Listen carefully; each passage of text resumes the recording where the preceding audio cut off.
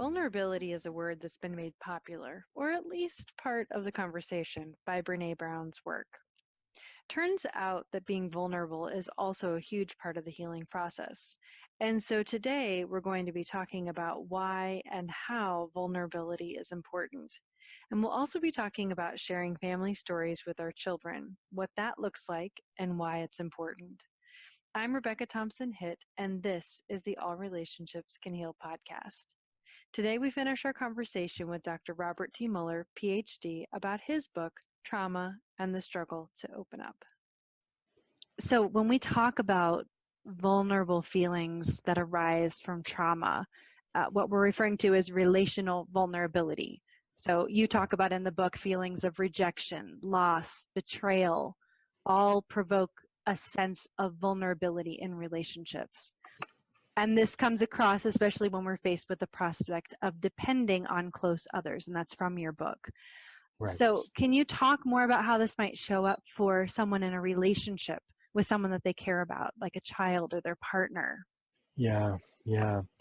So this is a place where trauma effects can have an impact on parenting because, of course, children are very vulnerable. And so if we've been through a history where we have been made to feel that our vulnerabilities, our own vulnerabilities, cause us to be punished, to be taken advantage of, to be betrayed, you better not be vulnerable, right? Is the message that we tell ourselves, and that message may work well for a while, right? I mean, if vulnerability has meant danger, has meant fear, has meant damage, then yeah, put up your dukes and learn not to be vulnerable, right? The problem is that all that goes out the window when we have kids, because you can only be so guarded when you've got little kids, and you have to sort of be open to the idea that little children are vulnerable and that we start to feel vulnerable in their presence because we turn to mush with them, right?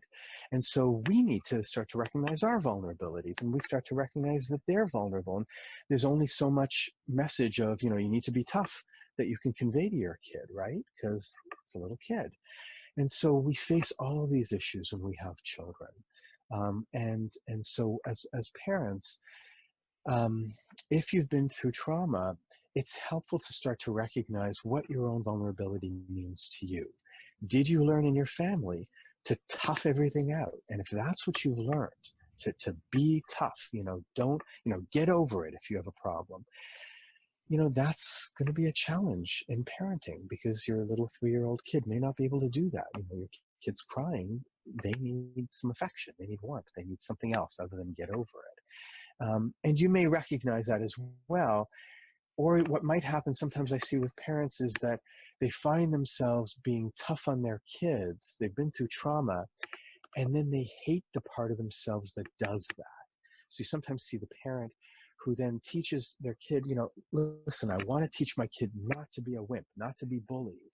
So I'm telling him that he needs to stand up for himself. Those kids are going to be mean. Listen, you got to stand up for yourself, fight back.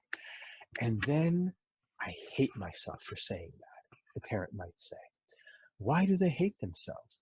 Because there's a part of themselves that knows deep down that their kid is just a vulnerable little kid. And they know how they felt when they were told to tough it out. You've been listening to the All Relationships Can Heal podcast and an interview with Dr. Robert T. Muller, author of Trauma and the Struggle to Open Up. We hope you've enjoyed our series. Do you have any questions for Rebecca or Dr. Muller about this podcast? Please email Rebecca at consciouslyparenting.com, and we'll do our best to answer your questions. We'll be back next week with more of the All Relationships Can Heal podcast. I hope that you'll join us. You've been listening to the All Relationships Can Heal podcast and an interview with Dr. Robert T. Muller, author of Trauma and the Struggle to Open Up. We hope you've enjoyed our series. Do you have any questions for Rebecca or Dr. Muller about this podcast? Please email Rebecca at consciouslyparenting.com, and we'll do our best to answer your questions. We'll be back next week with more of the All Relationships Can Heal podcast. I hope that you'll join us. When they find themselves using those same words, they feel horrible. And so we need to help them be able to recognize what vulnerability means to them. And it's painful. It's hard for them. And so, yeah, vulnerability really comes up in the parenting context in my work with folks. I don't know if there's some other ways that we can think of vulnerability, or that you were wondering about vulnerability. Well, I was thinking you write a lot about vulnerability as part of that healing process, that we need to connect with our vulnerability. Yeah. And that's hard. Most of us had messages around that it was not safe to be vulnerable. Yeah, and where we see this comes out really interestingly is in the relationship with the therapist. So when we find sometimes clients need us, so to speak, and then they really struggle with that. So that feeling of, I value my therapist, I value my therapist's opinion, I've started to trust my therapist, we've got a really good relationship, and you as the therapist are empathic with the person, and they feel good, hey, somebody understands me, but then they think to themselves, oh my God, I'm so vulnerable with this person. I feel exposed.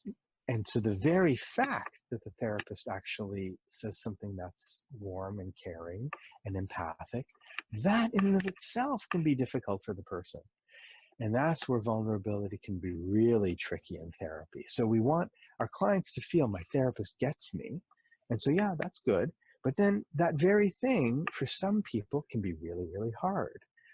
And so that's a thing that we sometimes see in therapy, that kind of vulnerability. And as I mentioned in parenting also, vulnerability can be hard with our vulnerability of our children.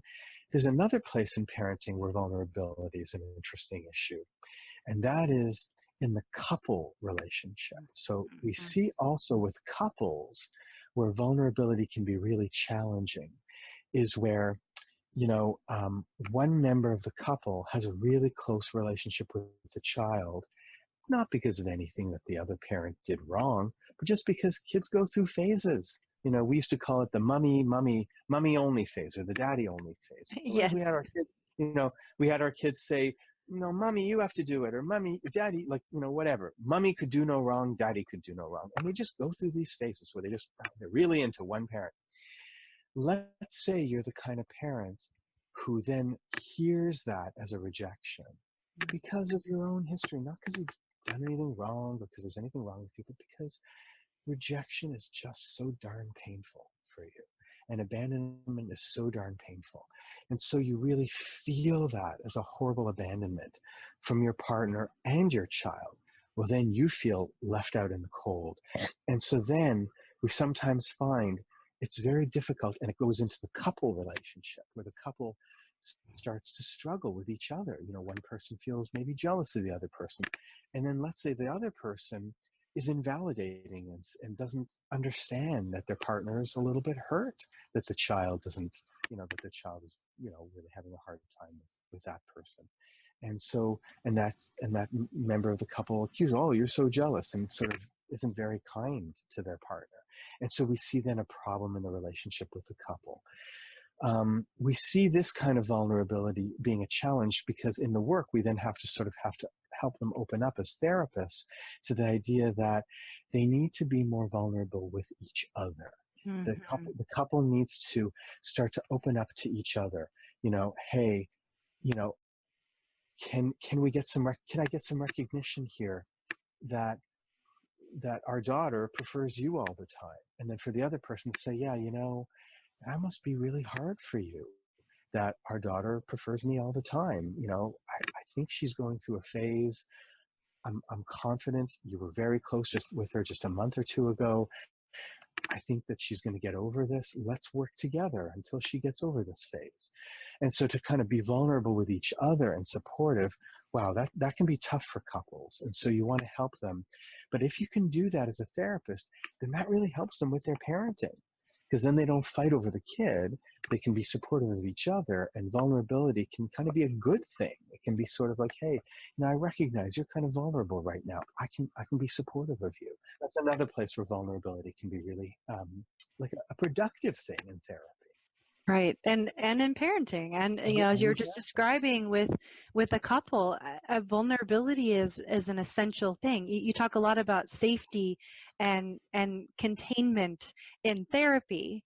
And I think that as you were talking, I just was thinking about how that's important to have that safe container for a couple to be able to say, hey, I like, white flag here, this is really hard for me.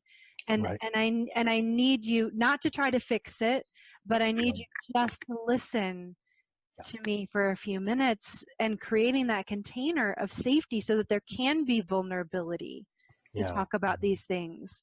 And then there's healing in that.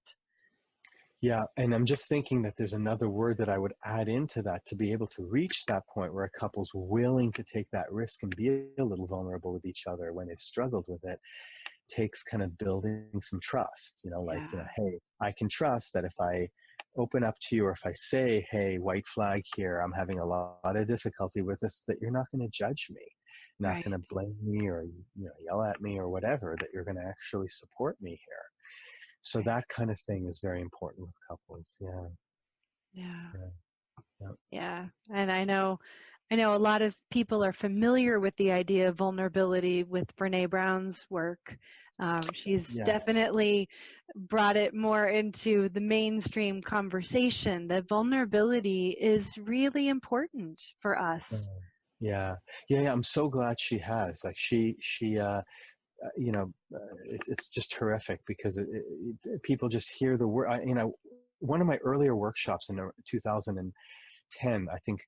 So I guess in the earlier days of Brene Brown's work, I'm not sure exactly when she wrote her first book, but it wasn't super, super popular yet, I guess. Yeah. Maybe in 2000, maybe it was 2008 or something like that.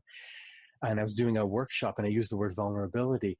And boy, oh boy, there was this one therapist who had so much difficulty with it. And she came up to me and she said, how can you ask that of people? And I think that it taught me something, kind of, that she said that, because it's kind of true. We ask a lot when we ask our clients to be vulnerable. And we ask a lot when we ask people who've been through trauma to take an emotional risk and be vulnerable with their kids. When as parents, we ask a lot of them because they've been through a lot. So we do need to recognize that although we say, hey, this is something that can be helpful, it ain't easy. And we're not asking you to sort of, we're recognize that this is a big ask, and that this Right. can be really challenging. So it was something that was a good lesson for me when I did that workshop, and she sort of sat down with me and said, hey, I'm really struggling with this word vulnerability. Like, yeah, oh yeah, Right. you're right, yeah. Right. And that goes back to that expectation that we have of ourselves. Okay, all right, vulnerability. I need to get this vulnerability thing down. And then if we can't do it right away, then we judge ourselves. So it goes back into that loop. And it's like, no, no, no, no, no, no. You have your own pace, your own process. It's showing up. It's being curious. It's seeing what's next for you. And it's doing the best you can. Yeah, it's interesting. As you were just mentioning that, I was thinking that there's another piece that's useful to connect here to vulnerability, and that is around the issue of the therapist who does trauma work needs to be open to the idea that they're going to feel vulnerable too, Yeah. because things that the client says can be triggering. It's really helpful when we're doing trauma work to recognize the concept of vicarious traumatization, because many people who have been through trauma, or even those who haven't been through full-blown trauma, but who do the work, can easily feel triggered by things the clients say. And so this vicarious traumatization is a concept that's very helpful. So if you're doing the work, it's really helpful to have a group of people, co-therapists that you work with, where you can talk about cases with. The solution is not to be invulnerable. The solution, rather, is to recognize that in working with clients, we'll feel vulnerable. And we also need to be open to the idea that clients with trauma histories might feel frightened of us, might feel angry at us, might feel abandoned by us, and that's going to raise feelings in us. So it's something that I want people to think about if they're doing trauma work, that vulnerability is part of the work. Yeah. Yeah, that's really, really important. So, so you talk about family storytelling and how many stories are avoided, making it difficult to make sense of one's own story, to truly know oneself. And in your own family, you shared about your family's experience of the Holocaust and how your extended family didn't speak of it at all. It's a dramatic example of the lengths that some families will go to avoid the feelings and experiences that are really difficult. And you spoke of the healing that happened with your great aunt's son when he heard more of the story of his family. So can we talk more about that? Sure, yeah. So, so let me think back a little bit to this situation. What happened was around 2014, I was invited to a wedding in Hungary. And in the course of this, so this was a family wedding. It was out in a farming community, and it was just phenomenal, completely different than anything I'd ever seen, kind of being an urban Toronto person. But in the course of this wedding, I ended up speaking with an uncle of mine, and he shared with me a story about a cousin who was my father's cousin. And I won't get into the details of that, but this was somebody who I didn't know even existed, and he was a very important person because he was the son of the woman who saved my father's life during the Holocaust. So my father had a very Jewish-sounding last name. The last name Muller, during occupied Hungary during World War II, was actually a very Jewish-sounding name, so he was at great risk that he could have been taken away if anybody would have seen if the Nazis would have asked for his papers, his documents. He was only 10 years old at the time. And so my father's great aunt, who was not Jewish, got him these papers that were a very Christian sounding last name, but they had to go to the train station where the Gestapo were in order to get the papers validated. Now remember, these were false papers. So they went to the train station. My father had no idea what his aunt was going to do. She was a young woman in her mid-20s, and what she did was she flirted with the Gestapo officials and got them to sign these papers. Now, they left, and my dad had the papers he needed. They were signed, and he was safe. And he could walk around in occupied Budapest at the time and not be at risk for being taken away. That's the story. When my father tells that story, or told that story, he told it with such a sense of reverence for his aunt. He adored her, loved her. Thought of her as the strongest woman he'd ever met. I was about to meet her son just after this wedding, and I met him, and we talked.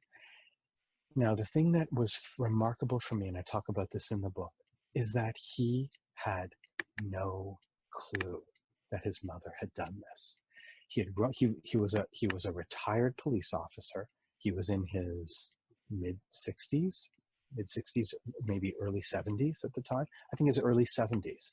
And he was finding out in his early 70s that his mother had risked her life for his cousin, and a dramatic story. In fact, he knew almost nothing about the Holocaust. He knew some Jews were killed. He knew that once upon a time, maybe parts of his family were Jewish, but his mother wasn't. He was raised to be non-Jewish. And he knew nothing about his own past. And then we had this conversation, and I told him, and God, I felt so worried about how he would react. Because could you imagine being the person to break? I had no idea. I mean, I was just talking, and anyway, we were talking. It turned out okay. He asked me to tell him the story again. We went through it. We actually are friends on Facebook now. We continued to talk. We ate together. We drank together. It was a very good ending to this story, which could have ended, I don't know, in a lot of different ways. But I talk about it in the book because it's an example of how two families deal with the same story in dramatically different ways. And I'm not here to judge and say one's right, one's wrong. Sure. I think my father's cousin's mother kept this a secret because people keep things secret for good reasons. You know, sometimes there are some secrets that are just too scary to tell. And while she was this very strong, brave woman, in one way, in another way, after the war was over, maybe this was just too scary to talk about. And you know what? That is what happens in some families. Some things are just scary to talk about. And I'm not here to judge. But, you know, when we talk about trauma, they can become secrets, and secrets that get just, you know, held, you know, quiet by families because it's just so scary. In my family, my parents did talk about the Holocaust. They did talk about this, you know, what went on with them. And that was another way that they dealt with it. Family secrets is a really big deal. And so anyway, that's where I talked about that. And I don't know if that answers your question, but Yeah, and I think it just really illustrates for me just the when I was reading the story, and as I've listened to you talk about it again, there's this almost there's this energy that comes from the seeing this empowering person and this thing that happened, and it's the story, it's this thread of hope and strength, yeah. and that has been transmitted from generations Mm-hmm. because the stories were told. And Yeah, I so mean, I think when people can find a way to share their stories, that can be really, really helpful. Um, I think people keep stories secret, trauma stories secret, because it's a way of coping, and I yeah, understand it's a way of coping. And um, for some families, it's just too hard to do anything else. But when they can find a way to come together, when they have that opportunity, that can really bring a strength. And it can also allow siblings and family members to understand each other in new ways. So, you know, interestingly, I don't know what would have happened if my father's cousin would have been told that story when he was a kid. Maybe it wouldn't have been okay. I really don't know. Maybe in communist Hungary, keeping the fact that you were Jewish and you saved somebody's life a secret, it may very well be the case that that was a very good strategy, yeah, and that was the smart thing to do because it was Soviet occupied. There was anti-Semitism after World War II in Soviet Hungary, and maybe telling stories and being honest about your Jewish past or parts of your past that were Jewish would have been too dangerous. And so, yeah, maybe that was okay. I don't know. But I do know that here now in 2014, when my father's cousin and I were able to share and connect around our shared story, it was phenomenal and just a really very growthful experience for both of us. yeah. And I know that many of the parents that I work with want to create this space where they can talk about these things. They can share the stories. They can talk about the things that are happening now and the things that are coming up. Just like with the mom with, who was being hugged around her neck, hey, this is hard for me. Let's do this instead. It's like it's embracing the pieces of the story and not necessarily the whole thing. Sometimes it's not appropriate to share the whole story of what happened with this mother, but enough that we can make sense and help our kids to make sense of what's happening. Well, that's a really good point. And with parents who have been through trauma, sometimes I get the question, how much is okay to share with their kids? Right. And what I like to say to people is, well, how do you judge how much to share about lots of things? How much do you share with your kids about the birds and the bees? How you talk about it with a 7-year-old is going to be different than how you talk about it with a 12-year-old, and how you talk about it with your teenager or your young adult child. How you talk about your trauma will be different at different times in your life, depending on your child and what your child needs from you. And so when we have parents who have been through trauma histories, I do sometimes say that, if the child doesn't understand, like this mother with this 8-year-old child who, well, why can't I hug you around the neck? It's okay to say, I feel scared when that happens, but if you can hug me around my tummy, I feel so good. And so then the child can understand. Now, if the child then goes to the next question, why do you feel scared? Or if the child's 11 years old and say, well, do you feel scared because daddy made you, that was really scary what daddy did. You can say, yeah, maybe you want to have a conversation. Yeah, that really was scary what daddy did. I was scared. You were like, and we can have a conversation about it. And how you'll have that conversation with an 11-year-old will look different than how you'll have a conversation with a 16-year-old and a 24-year-old child. So yeah, we want to, but I think it is important to share our feelings, and that's part of parent vulnerability, sharing some of your past to the extent that the child can understand it and what the child needs for them to develop and grow. That can be very healing for families. So yeah, I recommend people consider doing that at least. Mm-hmm. Yeah, I know part of my training is child parent psychotherapy, and a big premise of that is, how do we talk about these stories? How do we talk about the things that happened, especially when the children were involved directly? How do we support that? How do we talk about it together? And Yeah. there's a lot that we could say about that, but yeah, just you're absolutely right. It is so different depending upon the age of the child, what the child needs, but naming in some way. Yeah, if you're feeling like this, they're going to feel that. Yeah. They're going to feel, if you're, having a reaction and you're feeling terror when they're touching your neck, they're going to feel that something's not right, but not know what it is, and they're going to think it's them. Exactly. Because they'll fill in the gaps. Yes. So they're not going to think it's neutral. They're going to just think, oh, it's me. Yeah, for sure. They're going to fill in the gaps. Right. Exactly.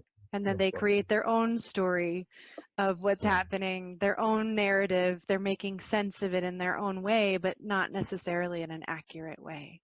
Yeah. Exactly. Yeah. So, is there anything else that we've missed that feels important that you would like to share or talk about? Well, I guess so. The one, last thing that I would like to talk briefly about is something that I talk about in the book, which is the idea of post-traumatic growth. Mm. That many people who have been through trauma, of course, they see and experience the pain of what they've been through. And a lot of work in therapy is around helping people recognize the pain. And we talk about recovering from trauma, which is very important. But when people have been through trauma, and when they go through some kind of healing process, they don't go back exactly to where they were as if the trauma never happened. That can't happen, because the story of their life is the story of their life, and it has affected them. We can't amputate our story. But what we can do is we can, as I said before, learn to live alongside our trauma. We can learn to live, we can see it as a chapter in our lives. And so this is where post-traumatic growth can be helpful as a concept. We can think about how trauma has affected us in ways that, yes, are painful, yes, have hurt us forever, but also ways that can be surprising. So is there a way in which I learned something about myself that I didn't know? Or is there a vulnerability I have that I now know I really want to understand better? And even if it's just to say, I want to write a different future for myself, react differently to certain things. Or if it's around how I want to be as a parent, that's different than some of the experiences I've seen around me, et cetera, et cetera, et cetera. So post-traumatic growth is the idea that as life starts to hit us with new things, new losses, a parent of ours dies, or a child of ours is ill and we get scared. As life starts to hit us with curveballs,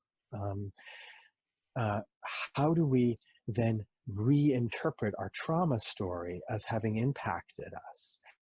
And they impact, and our story can affect us in new ways. Oh, my father or my mother is ill, and there's the possibility I might lose them.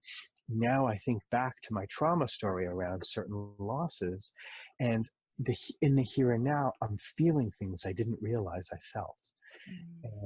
And that can be growthful, because we can start to learn about ourselves in new ways. So that's the idea of post-traumatic growth, sort of a reckoning that confronts the elemental questions of life. Those are David Brooks's words. He's a New York Times columnist. So yeah, I just wanted to sort of bring that up a little bit. Yeah, no, it's important, because I think it's easy to focus on, oh, this bad thing happened. I had this chapter, I really hate it. But there are lots of things and ways that we can grow. This process of learning about ourselves, of being curious, of connecting different parts of ourselves that maybe we hadn't been connected to. Yeah, apparently writer Judith Viorst wrote a book recently, something about being in her 90s. And she had a book in the 80s, in the 1980s, called Necessary Losses. And it's a beautiful book that really deals with the question of how losses help us grow. There's a lot of loss associated with trauma, and many of those losses can help us grow. One thing that we don't want to do with post-traumatic growth is be dismissive or invalidating. Oh, don't worry, your trauma isn't so bad. You're growing from it. Well, yes and no. Most people who have been through trauma would rather not have experienced that trauma and growth. Thank you very much. Kind of thing. Right. Yeah, I would have been fine. Thank you. without that thing that happened. But given that certain life experiences have happened, post-traumatic growth is a way of understanding how people can use those experiences in new and surprising ways. So it's just an important distinction. Absolutely. So I just want to say thank you so much. I have really enjoyed our conversation, and I am sure that that this will have a great impact on those listening. And if you want more information about Dr. Robert T. Muller, you can visit his website. What's your website? Well, let's see, what would be the best website to reach me? Probably, you know what? My Psychology Today expert blog is probably a good way, and I'll have some links to that. Okay. And definitely, if you are interested in the idea of trauma and want to read more, Trauma and the Struggle to Open Up, From Avoidance to Recovery and Growth is an excellent read. And I haven't had the privilege yet of reading your other book, but I also understand that that's, and remind us what the other title is.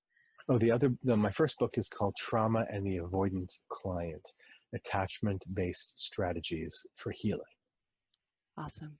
All right. Thank you so much for the work that you do in the world. I can see the impact that you are having with your clients and with all of the people that you are teaching. Just grateful that you're out there doing this work.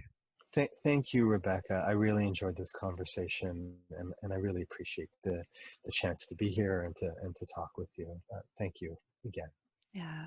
Thank you so much.